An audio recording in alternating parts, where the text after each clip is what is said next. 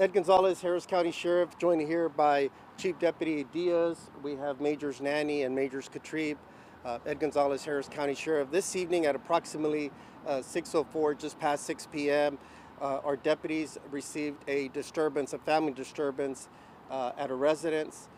Upon arrival, they met with a female who advised them that her 66-year-old husband, who was intoxicated, had thrown her out of her house.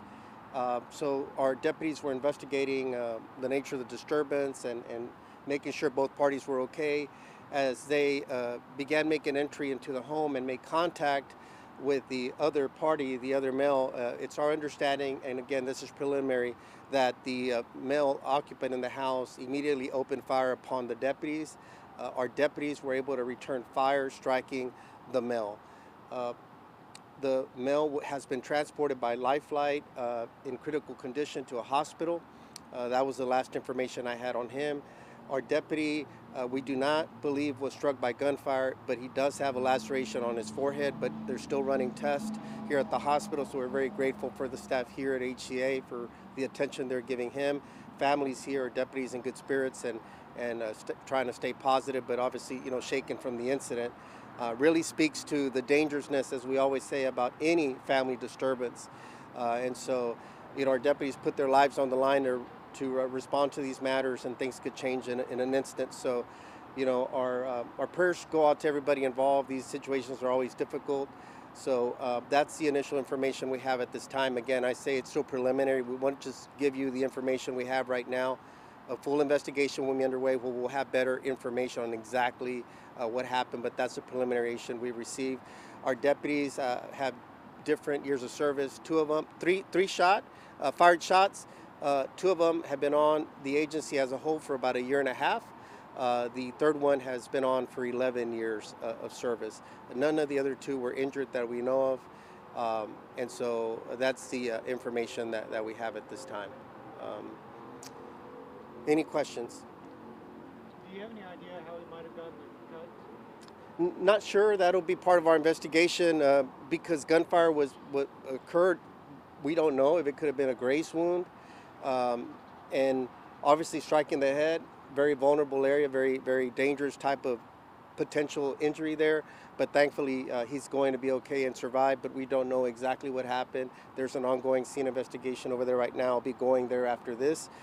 It could have been from a number of ways, so I don't want to speculate on what may have caused the laceration. Initially, we believed it was gunfire, but now with closer medical review and inspection, it doesn't appear that it was a direct gunfire. So again, it could have been a graze wound or something like that. I checked on him, and he's doing okay.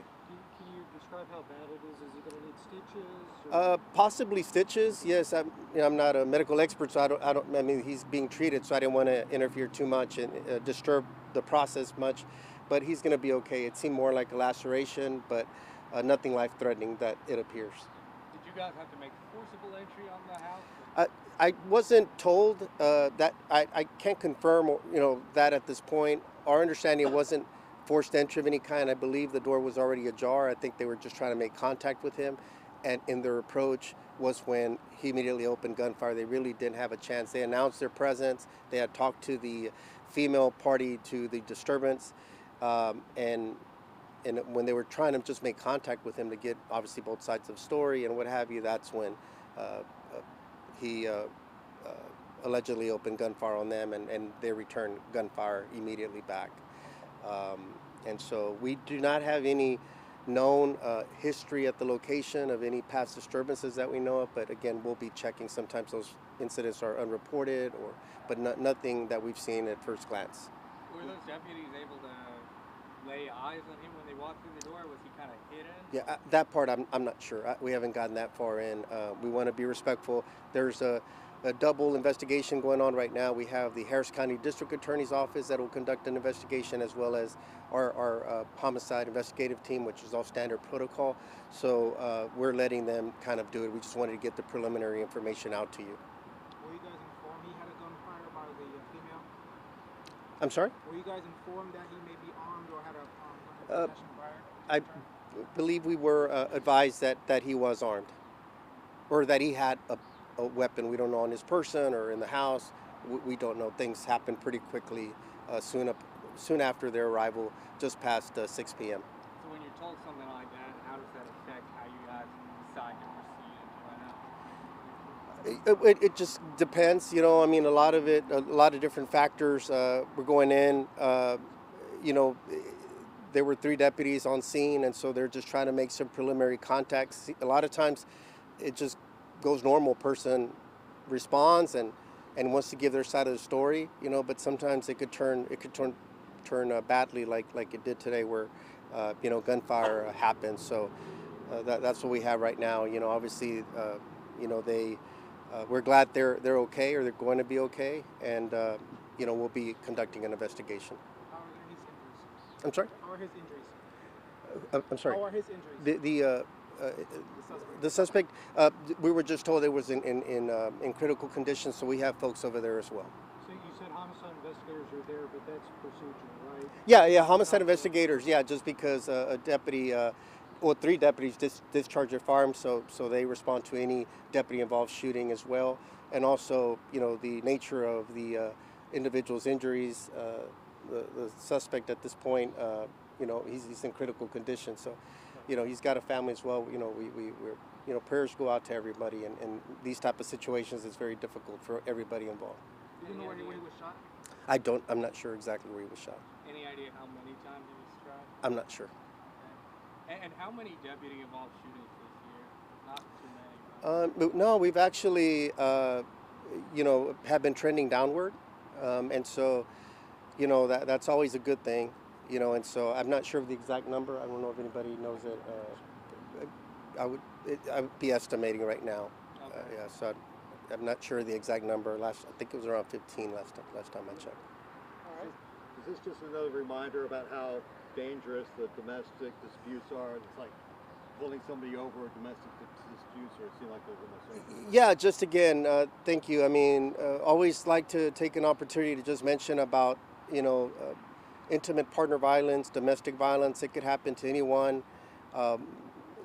Suspect in this situation, we're told, is an older adult, approximately 66 years old, is what we're told. So we see it from teen violence all the way to adults, you know, and older adults as well. It knows it's not limited to one demographic or part of town or anything like that. So, you know, these things could quickly escalate and erupt. And look, life's tough sometimes. There's a lot of different hardships that people may have. You know, I'm not saying there was something here, but it could be for any reason. And so, you know, we always tell folks, you know, reach out to services such as the Houston Area Women's Center that are there to give support services and other services that are out there. There is help and there is support. I was also talking about for the officers themselves when they respond to a situation like this. It's very dangerous. Yeah, for sure. It's always one of the most dangerous calls for service. I spoke about this recently during a presentation, the dangerousness that comes. So many officers, not only here but across the nation, responding to some type of disturbance calls. You know, you never know how it could go, and you know, tensions are high sometimes, and you know, things could escalate very quickly. So we're just glad in this case for our deputy that he's going to be okay, that they're going to be okay. You know, they're putting their lives on the line to respond to these calls, and it could always be dangerous. Was that man the only one in the house at the time? As far as we know, yes. We weren't told. I'm heading to the scene after this, but I wasn't told of any other occupants in the house. Do we know the age of the female? I'm not sure. But the suspect was about 63? We were told 66. Oh, 66. Okay? Thank you. Thank you. Thank you. Appreciate it.